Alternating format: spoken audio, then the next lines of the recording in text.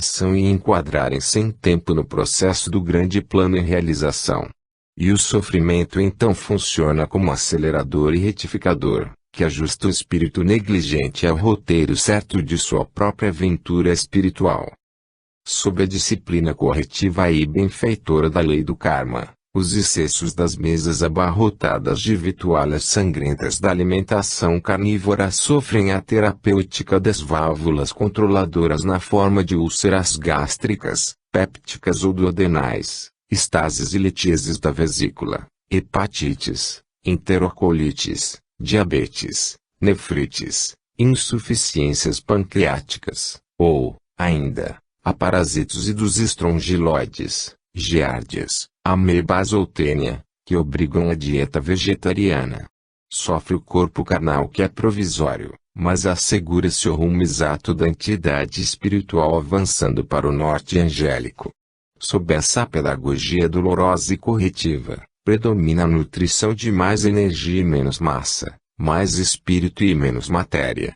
O alcoólatra, o glutão ou carnívoro, sob a terapêutica das dietas espartanas, abandona os corrosivos e a nutrição de vísceras que tanto depõe contra o civilizado e algema o espírito à matéria. Peregrinando pelos consultórios médicos da terra, e impossibilitado de satisfazer a sua avidez animal, o homem apura com textura delicada do seu perispírito embrutecido pelos exageros da mesa. Pergunta: mas por que a divindade não esclareceu-nos desde a formação primária de nossa consciência, a fim de só aproveitarmos os recursos sensatos e benfeitores da vida física, em favor de melhor qualidade espiritual? Ramatiz: os homens, comumente, opõem dúvidas às instruções sensatas apregoadas por tantos mensageiros espirituais que baixam à terra em função educativa. Antúlio, Hermes, Orfeu, Krishna, Rama, Buda, Confúcio, Paulo de Tarso, Pitágoras, Sócrates e principalmente o sublime Jesus, têm ensinado o que o espírito encarnado deve fazer e usufruir para não prejudicar a sua vivência espiritual. A divindade tem sido incansável, nesse sentido, expondo os roteiros mais sádios para os homens, especificando os prejuízos no simbolismo dos pecados e as vantagens das virtudes na existência humana. Sem dúvida, a purificação do corpo também incide na purificação do perispírito, porque as energias grosseiras do mundo animal, já o dissemos, aderem à túnica nupcial, ao traje que o espírito deve envergar para comparecer no banquete divino. Pergunta: considerando-se que o fenômeno indomável da fome, que é inerente à nossa constituição física, oriente-nos para o alimento mais apropriado ao corpo carnal, porventura deveríamos evitar a carne a todo transe, só porque é censurável pelo mundo espiritual? Ramatiz: repetimos, o alto não censura nem se ofende com os pecados humanos, porque isso é natural do primarismo e da ignorância do homem ao retardar a sua própria felicidade. Não é preciso ser um abalizado psicólogo, experimentado nutrologista ou sábio yoga, para distinguir quão mais delicioso é o sabor de vegetais e frutas, em relação à percepção do paladar dos rebotalhos de cadáveres crus ou assados. Sem dúvida, é profundamente incoerente o cidadão do século XX ainda transformar a sua barriga num cemitério, coisa algo justificável entre os homens das cavernas, selvagens antropófagos e até os vândalos e guerreiros bárbaros e ignorantes da sua natureza espiritual. Nota: trecho extraído da obra Cartas e Crônicas, do Espírito de Irmão X pelo Chico Xavier, capítulo Treino para a Morte. Comece a renovação dos seus costumes pelo prato de cada dia. Diminua gradativamente a volúpia de comer a carne dos animais. O cemitério na barriga e um tormento, depois da grande transição. O lombo de porco ou o bife de vitela, temperados com sal e pimenta, não nos situam muito longe dos nossos antepassados, os tamoios e os caiapós, que se devoravam uns aos outros. Fim da nota. O fenômeno da fome devoradora é tão intensa, conforme seja o domínio da linhagem animal sobre o espírito do homem, e não quanto à carência de combustível sólido. Na verdade, o organismo humano condiciona-se a qualquer dieta ou excentricidade alimentícia, adaptando-se facilmente às iguarias agradáveis como as comidas mais repelentes. Aí, na Terra, há povos que se deliciam com a carne apodrecida, tipo faisandé, queijo crivado de bichos, rãs, cobras e até escorpiões, pés de porco com chucrute, língua de jacaré ou retalhos de estômago de boi. O terrícola, na sua tradicional incoerência de paladar, despreza os mais saborosos caldos e sucos de frutas, para ingerir gorduras fétidas, músculos suarentos, miúdos de fígado ao molho de bilis ou rins no espeto vertendo albumina mal cheirosa. Despreza a nutrição vitamínica das frutas, que se desfazem no sistema gástrico e digestivo sem causar alterações orgânicas e alérgicas, mas insiste na ingestão das carnes ácidas e albuminas, tratadas com substâncias químicas para não apodrecerem. Na sua estultícia, o homem transforma-se no melhor hospedeiro de vermes, parasitas, amebas, bacilos e germens nocivos, que lhe corroem as entranhas. Em consequência, o estímulo da fome não é indicação de nutrição carnívora, mas apenas advertência da falta de combustível para o estômago, o qual poderá ser tão grosseiro ou delicado conforme seja o seu dono. É uma vivência estranha e perturbadora, em que o homem compete com os próprios animais nesse carnivorismo insensato, nivelando-se a maneira de nutrir-se do leão, chacal, tigre ou lobo, e ainda perdendo desairosamente para o camelo, elefante, cavalo e até o boi, que são vegetarianos. Pergunta: porventura, alimentação física também poderá influir nas reencarnações futuras? Ramatiz: certas alergias inespecíficas, espécie de quebra-cabeças da medicina moderna, têm a sua origem patogênica nos processos nutritivos, vícios e até paixões pregressas, que são transmitidas pelo perispírito imortal.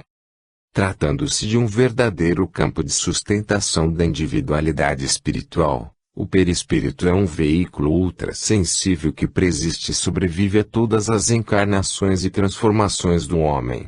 É o invólucro do ego espiritual, constituído pela energia mental do pensamento e a astralidade das emoções, enquanto se liga ao corpo físico através dos centros etéricos ou chakras sustentados pelo éter físico terreno e situados na delicada contextura do duplo etérico. Assim, na tessitura do perispírito imantam-se as cargas de magnetismo de todas as encarnações físicas, que podem ser densas ou sujas devido à alimentação preferencialmente animal.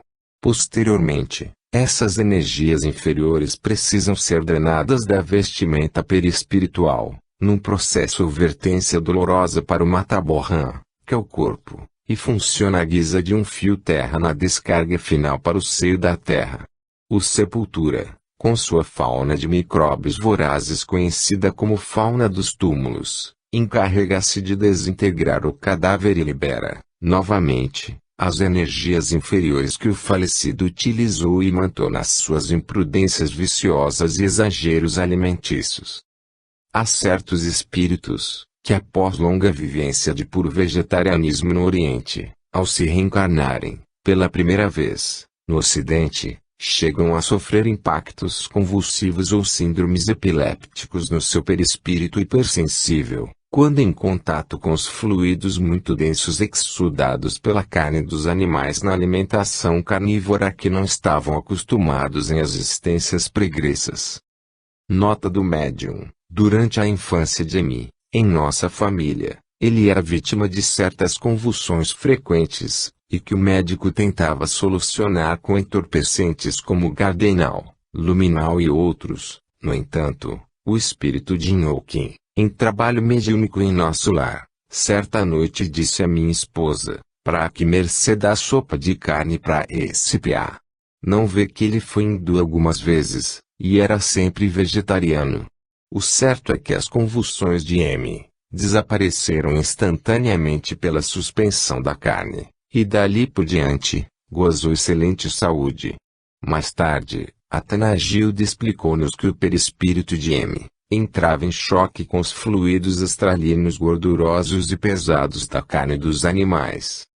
Fim da nota. Os fluidos animais magneticamente agressivos inferiores, ao se dissolverem no perispírito sublimado ou sensível, baixam-lhe a frequência vibratória e adensam-lhe a luminosidade, assim como as lâmpadas empoeiradas não transmitem com clareza o fluxo da luz elétrica. O homem não se liberta tão facilmente dos condicionamentos vividos pelo seu perispírito no passado, o qual é uma espécie de videotape indestrutível gravando, existência por existência, os quadros e o magnetismo das vivências anteriores. Sabe-se que o calor continua a se manifestar no local onde havia o fogo, ou o perfume permanece no ar, mesmo depois de fechado o frasco. Assim, os acontecimentos nitidamente vividos no passado pelo perispírito, embora não se reproduzam nitidamente no campo da memória física atual, eles prosseguem atuando na forma de estímulos estranhos à mente do homem encarnado. E no caso de alimentação excessivamente carnívora, podem surgir no âmago do espírito ex-vegetariano as reações estranhas, que os médicos então chamam de alergias inespecíficas, por ignorar-lhes a exata etiologia. Pergunta: considerando-se a hipersensibilidade da memória perispiritual, que produz estímulos do passado vegetariano, também não poderíamos saber que o carnivorismo é gravoso para o espírito. Ramatiz: o homem terrícola ainda foge a qualquer análise crua e impiedosa sobre si mesmo na atual vivência física, por cujo motivo jamais se impressionaria com qualquer advertência ou estímulo psíquico do passado. Atualmente, ele sabe e sente os efeitos da ação perniciosa e destruidora do álcool, fumo e entorpecentes, mas, no entanto, é deliberadamente cego a tais consequências graves. No âmago da alma chega a temer de convencer-se que tais vícios são prejudiciais, evitando, subrepticiamente, de efetuar um exame rigoroso e incondicional capaz de afastá-lo da escravidão viciosa. Evita de ouvir a voz silenciosa que lhe adverte do pecado, ou seja, do que é prejudicial para o espírito em ascensão sideral. Assim, o prazer epicurístico da alimentação carnívora também é consequente da negligência espiritual em que vive a maioria dos terrícolas, e que pressentem o curso equivocado da vivência humana dotada de razão. Acusado intimamente pela sua ação censurável de devorar as vísceras dos animais, deixa-se conduzir passivamente pela sugestão dos cardápios excêntricos, onde retalhos de carne carbonizada ou fervida são denominados pratos saborosos ou assados apetitosos, sob o molho de pimenta, sal e cebola. Preferem admitir as exalações fétidas da carne crestada de animais e galináceos, à guisa de atraentes odores. O paladar e o olfato então se embotam sob a mente invigilante, a qual não analisa a realidade chocante de que tanto repugnam as vísceras de um porco carbonizado no incêndio do chiqueiro, como crestadas a fogo lento e temperado por hábil churrasqueiro. Pergunta: mas não é injustificável a censura espiritual ao homem terreno, o qual ainda é carnívoro porque se trata de um espírito primário, conforme do vosso próprio conceito? Ramatiz: não pretendamos censurar o terrícola, espécie de aluno matriculado num curso de alfabetização espiritual, como é a terra, porque se alimenta de carne. Apenas frisamos quanto à necessidade da sua mais breve libertação do carnivorismo, porquanto na constituição da nova humanidade do terceiro milênio, o alto esquematizou a extinção de açougues, matadouros e frigoríficos. Em consequência, os espíritos selecionados à direita do Cristo, conforme já se efetua o juízo final ou exame para a graduação dos componentes do terceiro milênio, precisam exercitar desde já a alimentação vegetariana. Não há desdouro nem motivo para castigo divino o fato de o homem terreno comer carne, mas é deliberação superior que os espíritos a serem encarnados no próximo milênio hão de ser vegetarianos. Todo esforço seletivo e de melhoria psicofísica, isto é corpo e espírito, tende a elevar as criaturas para a frequência espiritual mais nobre e consequentemente sublimar-lhes as preferências nutritivas. A alimentação carnívora não só condiciona o homem aos fluidos escravizantes da animalidade, como ainda o retém por mais tempo nas regiões mais densas e desventuradas do astral inferior.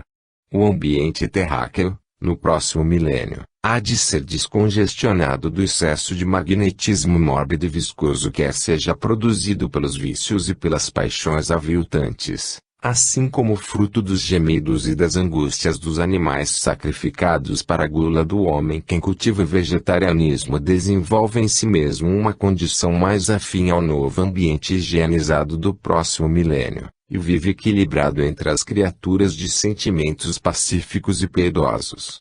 Aliás, o próprio Jesus exemplificou-nos da inconveniência do carnivorismo, pois na última ceia com os apóstolos abençoou um naco de pão, em vez de fazê-lo sobre um retalho de carne fumegante.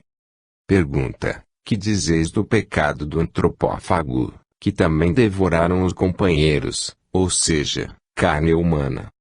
Ramatiz: a antropofagia dos selvagens ainda é bastante inocente, em face do seu apocado entendimento espiritual. Eles devoram o seu prisioneiro de guerra no cândida ilusão de dar-lhe as qualidades intrépidas e o seu vigor sanguinário. Mas, os civilizados, para atenderem às mesas lautas e fervilhantes de órgãos animais, especializam-se nos caldos epicurísticos e nos requintes culinários, fazendo da necessidade do sustento uma arte enfermiça de prazer. O silvícola oferece o tacape ao seu prisioneiro, para que ele se defenda antes de ser moído de pancadas, depois rompe-lhe as entranhas e o devora, famélico, exclusivamente sob o imperativo natural de saciar a fome. A vítima é ingerida às pressas, cramente, mas isso se faz distante de qualquer cálculo de prazer mórbido. O civilizado, no entanto, caça o animal vantajosamente armado, ou então o massacra encurralado no corredor da morte, sem dar qualquer ensejo de reação ou defesa de infeliz. Abate as aves traiçoeiramente, às escondidas, protegido pelas sombras e folhas dos arvoredos, ou acena, sorridente, para o ingênuo carneiro, enquanto disfarça a arma assassina sob a veste. Depois, epicuristicamente, exige os retalhos cadavéricos do animal na forma de suculentos cozidos ou assados a fogo lento. Alega a necessidade de proteínas, mas atraiçoa-se pelo requinte do vinagre, da cebola e pimenta. Desculpa-se do condicionamento biológico dos séculos em que se viciona a nutrição carnívora, mas sustenta a lúgubre indústria das vísceras e glândulas animais enlatadas, para a ninfa arte dos cardápios da necrofagia pitoresca que promove condecorações para os mestres cucas da culinária animal. Pergunta: mas é evidente que, em face do progresso da técnica do corte animal, tudo é feito de modo a evitar tanto quanto possível o sofrimento do animal na hora da liquidação. Que dizeis? Ramatiz: sem dúvida, seria detestável sadismo por parte dos magarefes ou industriais de vísceras sangrentas, que o animal ainda sofresse ou demorasse a morrer, pois não se trata de punir nenhum delinquente condenado pela lei, mas apenas de um massacre de inocentes. Indubitavelmente, os frigoríficos modernos exaltam a vossa civilização, construídos sob os últimos resquícios científicos e eletrônicos concebidos pela inteligência humana. Eles são dotados dos aparelhamentos mais eficientes e precisos, com o fito da matança habilmente organizada. Notáveis especialistas e afamados nutrólogos estudam o modo mais eficiente de produzir em massa o melhor presunto ou a mais deliciosa salsicharia à base de sangue coagulado. Os capatazes endurecidos na lide dão o toque amistoso e fazem o convite traiçoeiro para o animal ingressar na fila da morte. Magarefes exímios e curtidos no serviço fúnebre provocam admiração pela rapidez com que esfolam o animal ainda quente nas convulsões da agonia. Veterinários competentes examinam minuciosamente a constituição orgânica da vítima e colocam o competente sadio, para que o ilustre civilizado não sofra as consequências patogênicas do assado ou do cozido das vísceras animais. Malgrado a eficiência e a preocupação em diminuir o sofrimento do animal, pensamos que o senso estético da divindade há de sempre preferir a cabana pobre, que abriga o animal amigo, ao matadouro rico que mata sob avançado cientificismo da indústria fúnebre. Os métodos eficientes da matança científica, mesmo que diminuam o sofrimento do animal, não exime o homem da responsabilidade de haver destruído prematuramente os organismos vivos que também evoluem, como são os animais criados pelo Senhor da vida. Só Deus tem o direito de extingui-los, ou salvo as circunstâncias em que há perigo para a vida humana, pois entre o animal selvagem e o homem, deve sobreviver este último, porque nele a natureza já despendeu mais trabalho evolutivo. Pergunta: o nosso processo de nutrição carnívora já é um automatismo biológico milenário, um condicionamento integral nutritivo que há de exigir alguns séculos para uma modificação oposta? Malgrado dizer-se que a natureza não dá saltos, deveríamos violentar o nosso organismo físico na mudança brusca da carne para o vegetal. Ramatiz: não sugerimos a violência orgânica para aqueles que ainda não suportariam essa modificação drástica. Para esses aconselhamos gradativas adaptações do regime da carne de suíno para o de boi, do de boi para o de ave e do de ave para o peixe, camarão ou mariscos. Após disciplinado exercício em que a imaginação se higienize e a vontade elimine o desejo ardente de ingerir os despojos sangrentos, temos a certeza de que o organismo está apto para se ajustar a um novo método nutritivo de louvor espiritual. O próprio Jesus sancionou a alimentação de peixes, quando mandou Pedro lançar as redes e o favoreceu pela prodigalidade do arrastão. Pergunta: Alhures dissestes que o homem resgata rapidamente a sua defecção espiritual em matar o animal e devorá-lo. Podereis explicar melhor esse assunto? Ramatiz: a profilaxia de última hora que os veterinários exercem sobre os animais para o corte jamais garante a segurança sadia para os seus devoradores, pois se a própria criatura humana não consegue descrever satisfatoriamente aos médicos as suas mazelas e enfermiças, como identificar as anomalias mórbidas do animal, que não fala nem raciocina?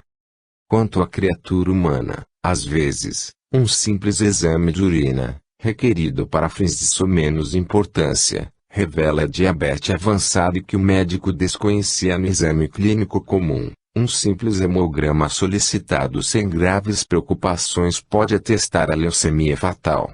Em face dessa versatilidade ainda é comum no exame humano, em que há necessidade de múltiplos exames de laboratório para se obter um diagnóstico correto, mais difícil é focalizar a moléstia que evolui ocultamente na ave ou no animal. Quantas vezes o suíno é abatido no momento exato em que se iniciou um surto patogênico, cuja virulência ainda não pôde ser assinalada pelo veterinário competente, salvo no caso de rigorosa autopsia e meticuloso exame de laboratório. Os miasmas, bacilos, gérmens e coletividades microbianas famélicas, que se procriam nos chiqueiros, penetram na vossa delicada organização humana, através das vísceras do porco, e que debilitam as energias vitais. Então, o homem mina o seu organismo com a invasão morbígena adquirida na sua imprudência de devorar o animal. Assim, resgata rapidamente a sua defecção espiritual em massacrar os irmãos menores, gastando os seus últimos anos da vida, num curso mórbido, que, além de feri-lo na carne e angustiar-lhe o espírito, torna-se uma excelente fonte de receita financeira para qualquer médico mercenário. Pergunta: como entenderíamos melhor essa vossa conceituação do animal enfermo, malgrado o exame rigoroso e criterioso do veterinário? Ramatiz: surpreende que a contradição humana provoque a enfermidade deliberadamente nas aves e animais que pretende devorar, e depois disso ainda convoque o veterinário para fornecer o competente sádio para o corte. Nessa procura do bem exclusivo para o homem e o pior para as aves e animais, O homem paga sob implacável correção espiritual o delito de sacrificar a vida de outrem para uma vivência epicurística. Que pode haver de sádio nisso? Aqui, mórbidos industriais criam milhões de gansos sob um regime específico, para desenvolver-lhes o fígado, a fim de que a indústria do paté foie gras obtenha substância mais rica para o enlatamento moderno. Ali, não se perde, sequer, os órgãos excretores e procriadores do animal, embora vertendo venenos e detritos repugnantes. A vossa medicina considera o homem gordo, obeso, hipertenso, é um candidato à angina e à comoção cerebral, classifica como um tipo hiperalbuminoide portador de perigosa disfunção cardiohepato-renal. A terapêutica mais aconselhada é um rigoroso regime de eliminação hidrossalina e a dieta redutora de peso. Ministra-se ao homem alimentação livre de gorduras e predominantemente vegetal, pois o médico ainda alude ao perigo da nefrite, ao grave distúrbio no metabolismo das gorduras e à indefectível esteatose hepática. No entanto, o homem do século XX, embora reconheça a enfermidade das gorduras, devora os suínos obesos, hipertrofiados na engorda albumínica, para conseguir a prodigalidade da banha e do toucinho. Primeiramente, os enfermos, e imundo chiqueiro, onde as larvas, os bacilos e micro-organismos, próprios dos charcos, fermentam as substâncias que alimentam os oxiuros, as lombrigas, as têmias, as amebas colis, histolíticas, giardias ou trigonocéfalos. O infeliz animal, submetido à nutrição putrefata das lavagens e dos detritos, renova-se em suas próprias dejeções e exuda a pior cota de odor nauseante, tornando-se o transformador vivo de imundícies, para acumular a detestável gordura que deve servir nas mesas fúnebres. Exausto, obeso, letárgico e suarento, o porco tomba ao solo com as banhas fartas e fica submerso na lama nauseante. É massa viva de ureia gelatinosa, que só pode ser erguida pelos cordoames, para a hora do sacrifício no matadouro. Evidentemente, pouco adianta o posterior beneplácito de Sádio, que autoriza o veterinário, quando a própria ciência humana já permitiu e contribuiu para o máximo de condições patogênicas. É uma estultícia humana das mais pasmosas o homem provocar deliberadamente a doença indesejável nas aves e nos animais, como o porco, e depois tentar mistificar-se com o parecer paradoxal do veterinário liberando a devora patogênica. Pergunta: qual é a primeira providência que deveríamos adotar a fim de libertar-nos do desejo carnívoro? Ramatiz: a primeira providência para a libertação do carnivorismo deveria ser o controle mental da realidade do que representa a zoofagia. Em verdade, há mais indisciplina ou negligência mental do que propriamente uma necessidade biológica ou condicionamento milenário na devora de vísceras dos animais. Há flagrante contradição entre a realidade do carnivorismo e o que se perverte pela falsa imaginação, pois, se o homem não come ratos, cães e outros animais que acha repulsivos ao seu paladar, isso lhe poderia acontecer com todas as demais espécies de aves e bichos. Falta ao homem a vigilância mental necessária para ele não se hipnotizar ou fascinar por falsas suposições. Geralmente, diante dos cadáveres de animais vítimas de um incêndio ou de uma explosão, as criaturas sentem náuseas e repugnância devido ao odor desagradável de carne queimada. No entanto, excitam-se, dominadas pelo mórbido apetite ante o churrasco fumegante, de carne de animal queimada a fogo lento, diferindo apenas pela natureza dos molhos que se lhes acrescentam. Aí a contradição é inexplicável, pois a repugnância diante do cadáver assado na explosão ou no incêndio desaparece sob um condicionamento biológico e desperta mórbido apetite, apenas porque está regado a pimenta, cebola e tomate. A primeira providência da criatura para libertar-se do desejo mórbido de ingerir carne deve iniciar-se pela correção da imaginação deformada. A vontade, que se mostra débil diante do churrasco acebolado e o considera um acepipe gostoso, também deveria funcionar corretamente ante a mesma carne carbonizada e sem temperos.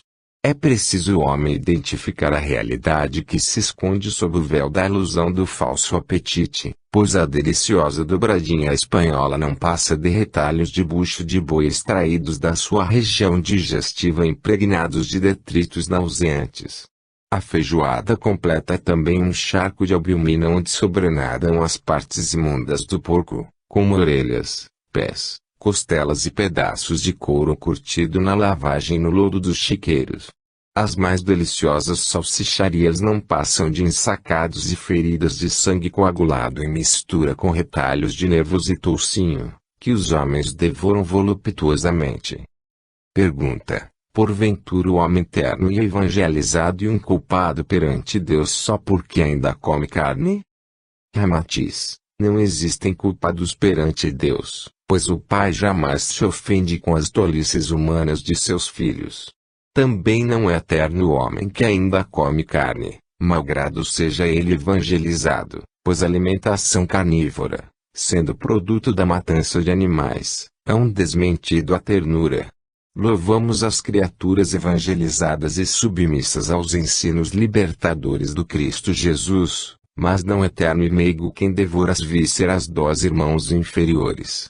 O carnivorismo sustentado na prática de matar o animal é vigorosa fronteira entre o anjo e o homem, assim como severo agravo para vidas futuras. Pergunta: no entanto, conhecemos muitíssimas criaturas carnívoras que são piedosas, incapazes de matar um simples inseto, quanto mais uma ave ou animal. Que dizeis?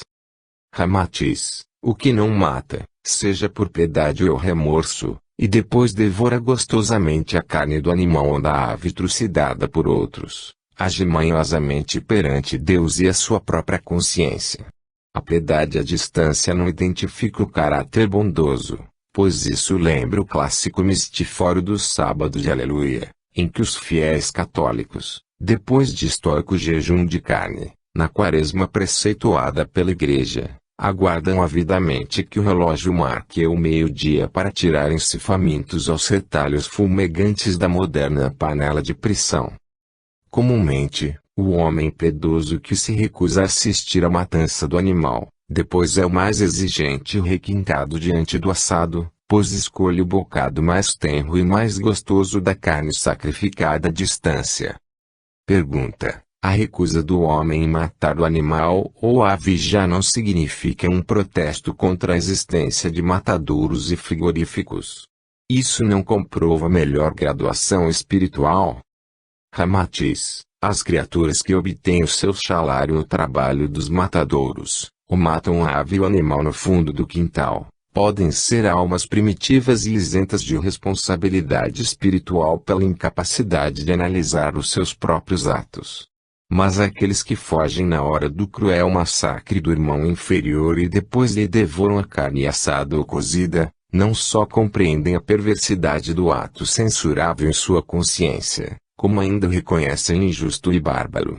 Confirmam, portanto, o seu conhecimento da iniquidade de se matar o animal indefeso e inocente, embora se recusem a assistir à sua morte impiedosa.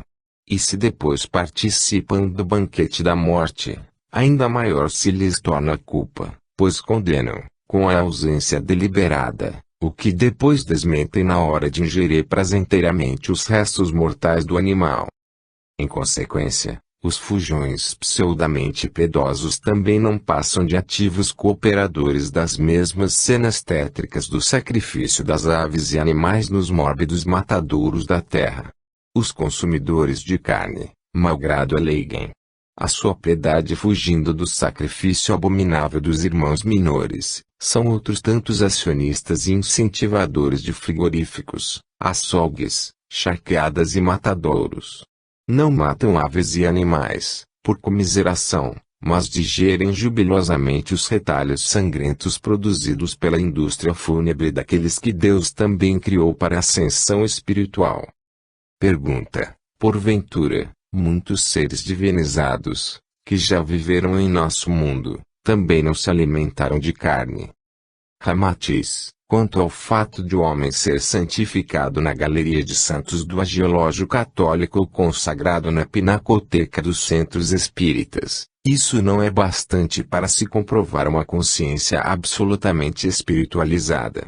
O certo é que a alma realmente santificada repudia, incondicionalmente, qualquer ato que produza o sofrimento alheio, capaz de abdicar de si mesmo em favor de outrem. O espírito realmente esclarecido é generoso em qualquer expressão da vida, pois ultrapassou a fase do egoísmo utilitário e já coloca a aventura alheia acima de qualquer interesse pessoal. Os animais são reconhecidos aos homens vegetarianos, pois sentem-lhes a inofensividade e a piedade.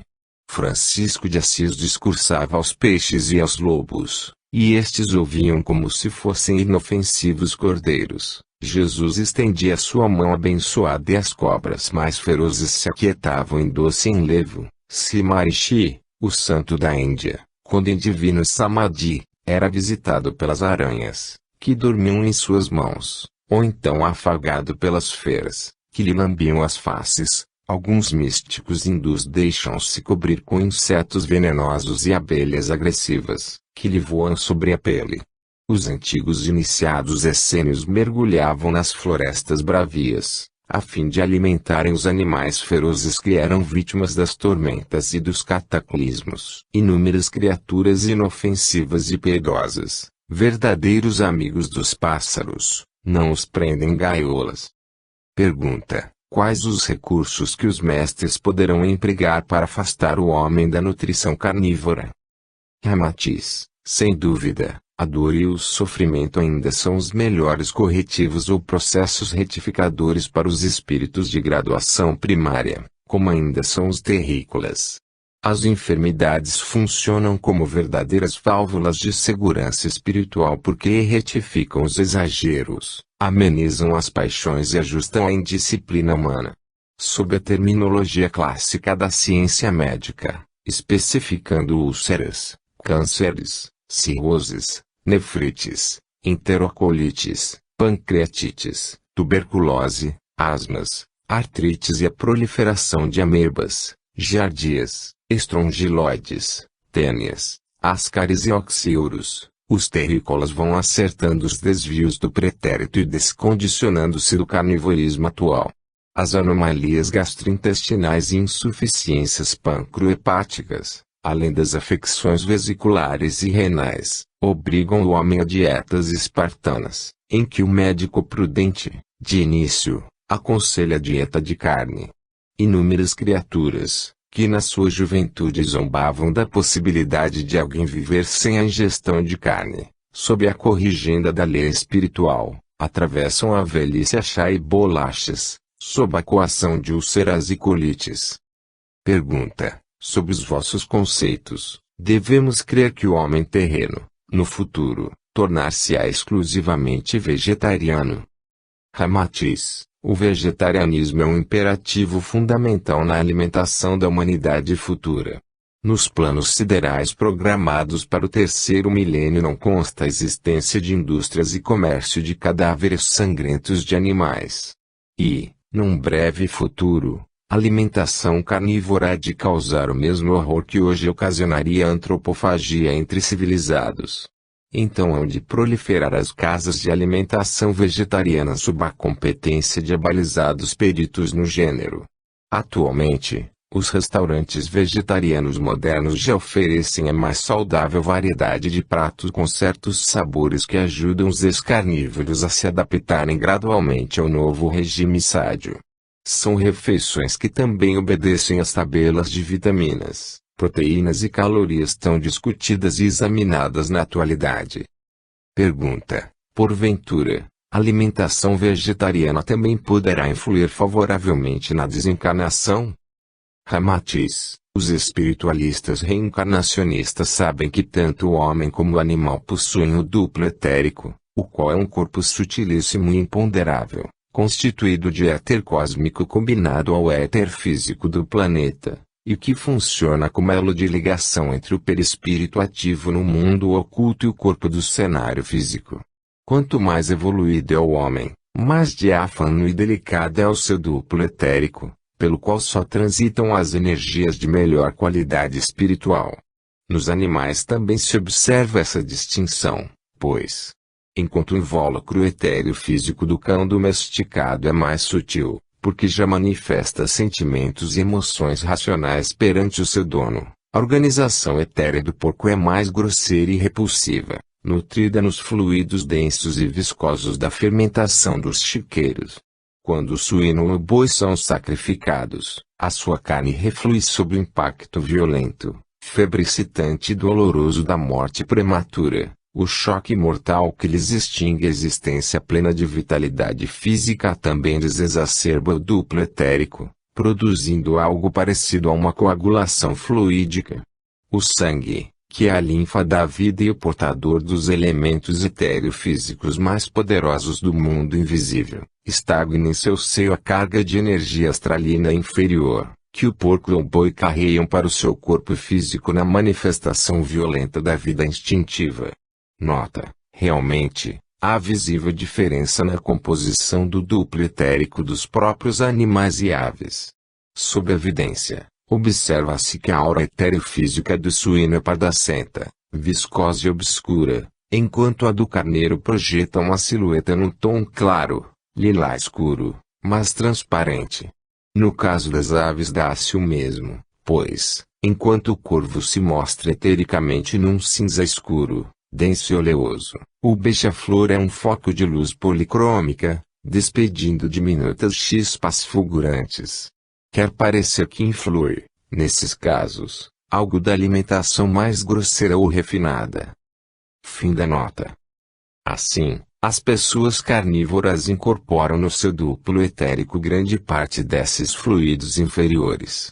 O éter físico e parte do astral albumínico dos animais sacrificados sob o pavor do massacre que pressentem nos matadouros penetra no homem pela sua aura etérica e se transforma em densa cortina de fluido isolante. Isso dificulta o processo normal de assistência espiritual daqui, pois os espíritos guias não conseguem atravessar a barreira viscosa do baixo magnetismo humano, a fim de transmitir intuições orientadoras aos seus pupilos encarnados. Aliás, os homens glutônicos, apreciadores da carne de porco, afirmam-se dotados de maior vigor sexual, enquanto que as criaturas vegetarianas são menos superexcitadas pelas paixões humanas. O aumento da nutrição de carne acarreta também o aumento da sensação mais primitiva e própria do animal irracional. Consequentemente, a preferência pela alimentação vegetariana é poderoso auxiliar para o espírito se libertar do jugo material, pois, na hora de sua desencarnação, reduz-lhe o choque no corte do cordão prateado, em face de estar envolta numa aura fluídica mais sutil. Assim como o sol atravessa mais livremente uma vidraça limpa de poeira, a luz do mundo espiritual penetra mais facilmente no perispírito do desencarnado isento do astralismo viscoso do animal ainda caldeado no campo violento das energias inferiores. Pergunta: consultam-nos alguns confrades se há acréscimo de responsabilidade para os espíritos carnívoros. Ramatiz: não temos o direito de censurar os homens que ainda obedecem naturalmente ao instinto formativo da sua personalidade humana, espécie de condicionamento biológico do pretérito. Mas os espíritas devem refletir, seriamente, no problema da alimentação carnívora, pois são homens que divulgam valores sublimes da espiritualidade. O espiritismo firma suas raízes no velho ocultismo, embora esteja liberto de quaisquer ritualismos e compromissos religiosos. É de senso comum que as noções espirituais mais avançadas provieram sempre do Oriente, onde a iniciação era fundamentada no mais puro e severo vegetarianismo. Ademais, Kardec assegurou a força moral dos preceitos espiritistas firmando-os sobre a base eterna do Evangelho de Jesus, código moral de ternura, beleza e libertação espiritual. E o próprio Jesus não sancionou, de modo algum, o carnivorismo, mas, sem violentar os hábitos comuns dos hebreus, aconselhou-os a pescar. Evidentemente, Os espíritas que estiveram seriamente integrados no sentido revelador e libertador da doutrina de Allan Kardec jamais incentivarão as churrascadas sob as árvores sobrecarregadas de frutos, como já tem acontecido, num desafio subreptício à própria norma da vida superior. O Espiritismo, como um despertador de consciências e renovador de todos os costumes censuráveis do mundo, deve ser, também, o paraninfo da divulgação do vegetarianismo, assim como é do Evangelho de Jesus e do Esperanto. Atendendo à consulta do próprio Kardec, o Espírito da Verdade assim lhe responde após a pergunta 693, do Livro dos Espíritos: tudo o que embaraça a natureza em sua marcha é contrário à lei geral. E, na resposta número 735, assim conceitua: a caça é a predominância da bestialidade sobre a natureza espiritual. Toda destruição que excede os limites da necessidade é uma violação da lei de Deus. Os animais só destroem para a satisfação de suas necessidades, enquanto que o homem, dotado de livre-arbítrio, destrói sem necessidade. Terá que prestar contas do abuso da liberdade que lhe foi concedida, pois isso significa que cede aos maus instintos. Em tais respostas do Espírito da Verdade Allan Kardec, e outras que deixamos de enunciar por falta de espaço, está implícita a ideia de que o carnivorismo já é violação da lei de Deus, quando praticado pelos espíritas e espiritualistas em geral, que, além de conhecerem os preceitos divinos do amor e da harmonia da vida, matam os animais, cedendo aos maus instintos, enquanto os frutos apodrecem na face da terra. Se a destruição excessiva além das necessidades é pecado censurável, os homens já conscientes de sua imortalidade, como são os espíritas, não podem fugir da culpa de rejeitarem vegetais, frutos e cereais que nascem sob os seus pés e pendem sobre suas cabeças, para destruírem e devorarem os animais, que têm o mesmo direito de viver até ao derradeiro minuto do plano sideral de seu aperfeiçoamento. Pergunta: sem dúvida, os mentores da doutrina espírita, que ainda se alimentam de carne, serão mais agravados em sua responsabilidade. Não é assim? Ramatiz: cremos que só devem ser consideradas razoáveis as desculpas dos carnívoros não espiritualistas, ou que vivem à sombra das igrejas conservadoras e ignorantes da realidade espiritual. Mas os espíritas integrados na doutrina de Kardec sabem que sob o invólucro do animal atua a sabedoria de um psiquismo global a dirigir as espécies mais primárias. O conhecido espírito grupo estudado pelos rosacrucianos, teosofistas e orientalistas, é apenas o comando psíquico conduzindo determinada espécie animal em constante individualização para futuras formas humanas. Assim, enquanto a espécie peixe vibra num só impulso psíquico semelhante, sendo idêntica a sua reação em qualquer latitude do globo, porque é dirigida pelo espírito grupo comandante da mesma espécie, o cão, o elefante, o cavalo, o macaco, o carneiro e até mesmo o porco, quando domesticados pelo homem e recebendo deste uma interferência mais direta e disciplinada, já revelam sentimentos e paixões à parte. Isso comprova o início da fragmentação do espírito grupo, do psiquismo global, ensejando individualizações cada vez mais aprimoradas.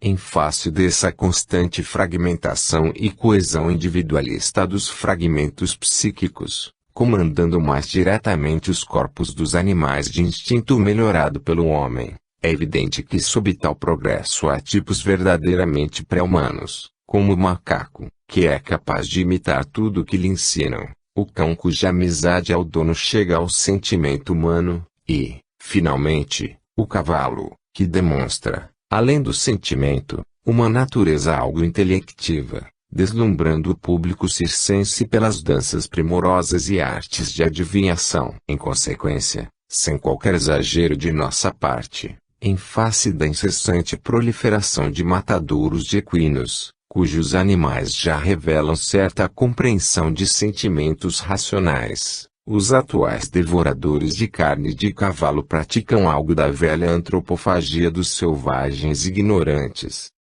e considerando-se que Jesus conceituou-os de mansos de coração, recomendando-nos uma vivência pacífica e amorosa, obviamente, contradizem-se os doutrinadores, médiuns e mentores espíritas que ainda se rejubilam na devora de bifes suculentos, que degradam a natureza superior do próprio espírito. Matar o animal e devorá-lo, enquanto se rejeitam frutas e vegetais sádios, é uma ignorância tolerável entre os homens comuns e analfabetos das coisas espirituais. Mas, quando isso acontece entre líderes e prosélitos do espiritismo, doutrina de amor e pacifismo, então se trata de um ato bastante censurável. Pergunta: muitos espíritas afirmam que a alimentação nada tem a ver com o espiritismo, por cujo motivo as vossas considerações a esse respeito são extemporâneas. Que dizeis? Ramatiz: os pregadores espíritas, que tentam o messianismo de salvar almas escravizadas à matéria, não podem aprovar o carnivorismo, cujo processo nutritivo mórbido contraria o atual ritmo harmonioso da vida espiritual. E absolutamente injustificável que na festividade espírita, como já tem acontecido, seja torrado ou cozido o cadáver do irmão inferior assassinado nos matadouros ou charqueadas, pois isso desmente o amor pregado pelo Cristo e violenta a própria higiene psicofísica. Do lado de cá ainda perambulam espíritas desencanados infelizes, tão condicionados aos banquetes pantagruélicos e carnívoros da terra, que rogam a bênção de um corpo físico em troca dos próprios bens do ambiente celestial. No entanto, prossegue na terra o mesmo vício condenável, em festividades onde compungidos espíritas recitam versículos evangélicos e lançam advertências severas contra os pecados humanos, enquanto o confrade serviçal prepara antecipadamente o churrasco do cadáver do animal para o cemitério do ventre. Se os animais pudessem falar, os espíritas ouviriam as mais veementes queixas e lamentos, censurando-lhes a contradição de pregarem amor, ternura e comiseração ao mesmo tempo que lhes devoram as carnes. Provavelmente Deus teria fracassado quanto à criação de elementos para nutrir os seus filhos, terminando por lançar mão do execrável recurso de se criar coelhos, cabritos, porcos, bois, carneiros e aves destinados exclusivamente para atender às mesas humanas. É profundamente insensato que os homens dotados de razão ainda devorem os irmãos inferiores, transformando o estômago em cemitério, enquanto as hortaliças, legumes e as árvores pejadas de frutos são amorosa oferta viva para uma nutrição sadia. Diz o codificador, em nota pessoal, de esclarecimento da pergunta 182, do capítulo 4, do Livro dos Espíritos, e subtítulo Encarnação nos diferentes mundos, o seguinte: à medida que o espírito se purifica, o corpo que o reveste se aproxima igualmente da natureza espiritual. Torna-se-lhe menos densa a matéria, deixa de rastejar penosamente na superfície do solo, menos grosseiras se lhe fazem as necessidades físicas, não sendo mais preciso que os seres vivos se destruam mutuamente para se nutrirem. Eis o pensamento do admirável Kardec, há mais de 100 anos, quando assegura que é sempre inferioridade de necessidade grosseiros espíritas nutrirem-se de seus irmãos menores. Pergunta: há fundamento de que o feijão soja pode substituir em calorias a alimentação carnívora? Ramatiz: o feijão soja, planta asiática da família das leguminosas papilionáceas, em cada quilo equivale, mais ou menos, a 2 quilos de carne, ou então a 60 ovos, ou ainda a 12 litros de leite. Apesar de planta leguminosa, contém boa quantidade de gorduras, e, devido à sua reduzida quantidade de hidratos de carbono, pode servir de alimento para os diabéticos. Embora não possua a cota de vitaminas necessária para o homem, é uma das melhores fontes de calorias, e só perde em quantidade para o amendoim e o queijo gordo. No entanto, supera vantajosamente a carne de vaca, que só apresenta de 1.800 a 1.900 calorias, enquanto o soja atinge a 3.500 calorias. tanto na forma de azeite como na de farinha. O feijão soja é um dos mais valiosos alimentos do ser humano. Pergunta: quais os vultos importantes da história que foram vegetarianos? Ramatiz: foram vegetarianos Gandhi, Cícero, Sêneca, Platão, Pitágoras, Apolônio de Diana, Bernard Shaw, Epicuro, Helena Blavatsky, Anne Besant, Bernardin Saint-Pierre, santos como S. Agostinho, São Basílio, o Grande, São Francisco Xavier, São Bento, São Domingos, Santa Teresa de Jesus, São Afonso de Ligori, Inácio de Loyola, São Francisco de Assis, Buda, Krishna, Ramakrishna, Maharishi, João Evangelista, os mestres e discípulos essênios e principalmente Jesus. Todos os membros dos trapistas, os teosofistas, yogas e inúmeros adeptos das seitas japonesas, que se alimentam de arroz, mel e soja, e inúmeros outros homens, perceberam a sua desarmonia com as leis avançadas do psiquismo enquanto mantivermos um cemitério de vísceras no estômago à custa da morte do infeliz animal. Pergunta: há quem diga que na própria Bíblia, capítulo do Gênesis, podemos encontrar referências à conveniência da alimentação vegetariana. Ramatiz: no Gênesis 1:29, consta: e disse Deus, eis aí, vos dei todas as ervas que dão suas sementes sobre a terra, e todas as árvores que têm em si mesmas a semente do seu gênero, para servirem de sustento a vós. Gênesis 2:9, tinha também o Senhor produzido da terra toda casta de árvores formosas à vista e cujo fruto era suave para comer. Gênesis 13:18, e tu terás por sustento as ervas da terra. No Salmo 103:14, diz Davi, que produz feno para as alimárias e erva para o serviço dos homens, para fazeres sair o pão do seio da terra. Paulo, em sua epístola aos Romanos, 14:21, adverte: bom é não comer carne nem beber vinho, nem coisa em que teu irmão ache tropeço ou se escandalize ou se enfraqueça. E ainda existem outras passagens na Bíblia referendando o vegetarianismo para o homem. Capítulo 5 – Problemas do trabalho. Pergunta: que dizeis de nossa sina terrena, em que devemos trabalhar desde a infância para conseguirmos o nosso sustento humano? Ramatiz: entre os diversos planetas habitados no universo, entre as diversas moradas da casa de meu Pai anunciadas por Jesus, a Terra é um dos incontáveis mundos de educação espiritual primária. Em consequência, o trabalho é o principal tema de vida e progresso terreno, pois o homem deve abastecer-se a si mesmo e ganhar pessoalmente o necessário para viver. Do aluno primário que ainda precisa aplicar todos os seus dons e esforços para alfabetizar-se sem esperar que isso lhe caia do céu na forma de um bem prematuro. O trabalho, na Terra, é uma lei de biologia inerente ao tipo do orbe educativo. Constitui-se no meio de o homem desenvolver as suas energias primárias e preparar-se para viver futuramente em esferas superiores até libertar-se das exigências dos mundos físicos e desenvolver a sua consciência para tornar-se um espírito eminentemente criador.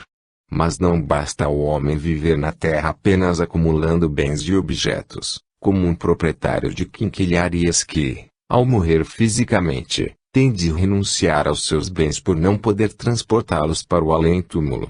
Todos os acontecimentos e fenômenos da vida terrena compõem o curso letivo da alfabetização do espírito para, no futuro, manusear a língua sublime das humanidades siderais. Por isso, os espíritos que habitam a Terra ainda enfrentam a natureza de uma vida primária, justificando perfeitamente o versículo do Gênesis que assim diz ao homem: tu comerás o teu pão com o suor do teu rosto, até que te tornes na terra de que foste tomada, porque és pó, e em pó has de tornar. Evidentemente, ao dirigir-se a Adão, o símbolo da humanidade terrena, Deus adverte de que teria de viver do suor do seu rosto até se tornar o Senhor em espírito e desenvolver a consciência espiritual, porque o corpo é a pó e em pó se tornará.